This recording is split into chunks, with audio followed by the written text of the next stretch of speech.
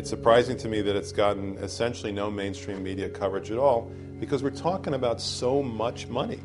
The Federal Reserve is the black hole in American democracy. All we have to say is, what do they have to hide? The Federal Reserve had a responsibility to provide oversight for the conduct of banks.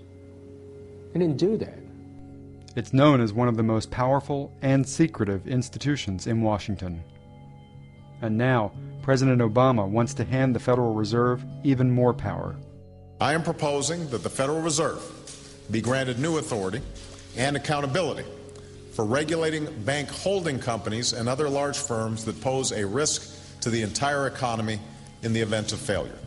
The president's plan to make the Fed the systemic risk regulator has raised eyebrows on Capitol Hill.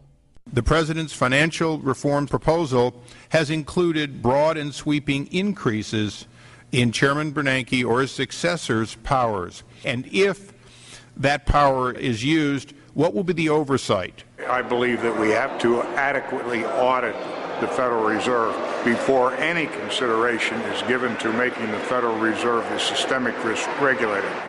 A growing number in Congress are calling for the Federal Reserve to be fully audited for the first time in its history.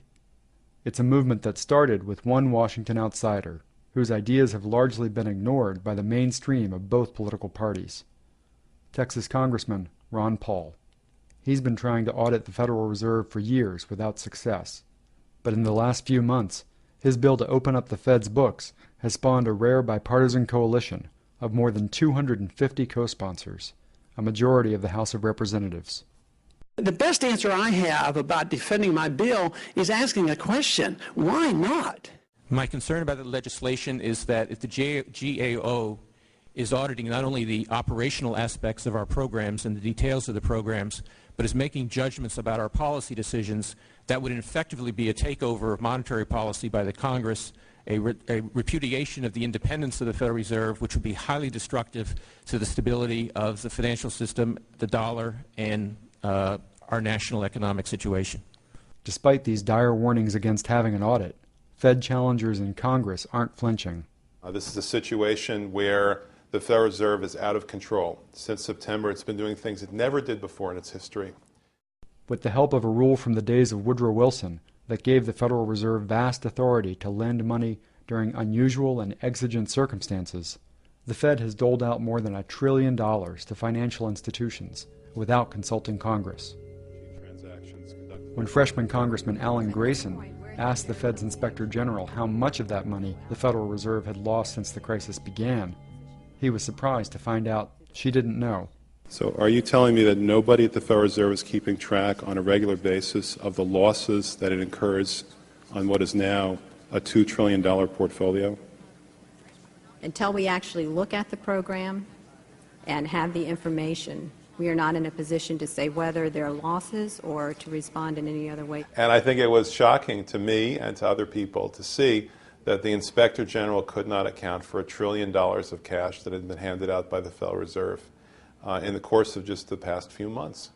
So Grayson began rallying his fellow Democrats to support Ron Paul's bill and call for more oversight of the Federal Reserve. The fact is that the American people want to know more of the secrets of the temple, as the book was before you were born. The Secrets of the Temple.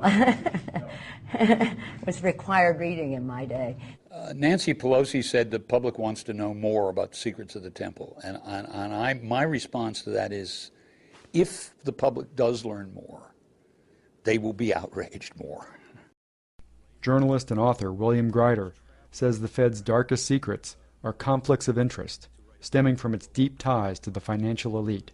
The Federal Reserve, from its origins, is very, very close to the biggest banks and financial houses in the country. Always has been and always has governed with that in mind. The Fed has refused to release the names of all the banks it's given money to, but some of the names that have leaked out have caused concern. And as stories emerge of how the banks got their money, some are questioning the Fed's close relationship with Wall Street. One example that I think is particularly dubious, Jamie Dimon, CEO of J.P. Morgan Chase, is involved in the bailout of Bear Stearns, If that firm failed, one of the people who loses first is J.P. Morgan Chase. So he is also saved by the bailout of Bear Stearns. So he graciously agrees to take over Bear Stearns if the Federal Reserve will put up $30 billion to cover his losses. What I find troubling is that Jamie Dimon sits on the board of directors of the New York Federal Reserve Bank. Tim Geithner, who was then president of the New York Federal Reserve Bank and is now Treasury Secretary, was bargaining with his own board member on this terms of this deal. So I think what's happened in this crisis is that people all over the country have been able to see there's something illegitimate about this. They may not be able to put their finger on it, but this doesn't feel right. And some people are getting downright angry, and that includes a lot of members of Congress.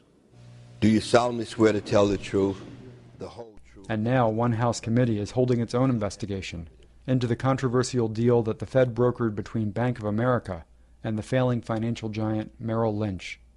According to documents acquired during the investigation, Fed Chairman Bernanke threatened to fire Bank of America CEO Ken Lewis when Lewis considered backing out of the deal. The Fed's decision-making process in the Bank of America Merrill Lynch merger makes the case for a significant increase in accountability at the Fed. The next hurdle for the plan to audit the Fed is the House Financial Services Committee, chaired by Barney Frank.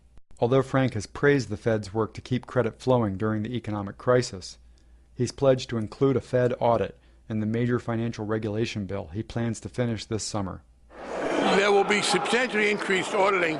We don't want anything that would endanger the integrity of monetary policy. But in general, the operations of the Fed, the money they take in, all of that will be very much subject to audit. Despite the momentum, the Fed's not quitting the fight. It just created a new position for Enron's former head lobbyist, Linda Robertson, to push back against congressional critics. I think it's unfortunate that they're struggling so hard to keep this secret. We need to know exactly who got the money, what the terms are, all the details of this, because this is a democracy. Can't hand out $1 trillion of the people's money and keep everyone in the dark about it. That's ridiculous. Nobody has that kind of power in a democracy in a constitutional country.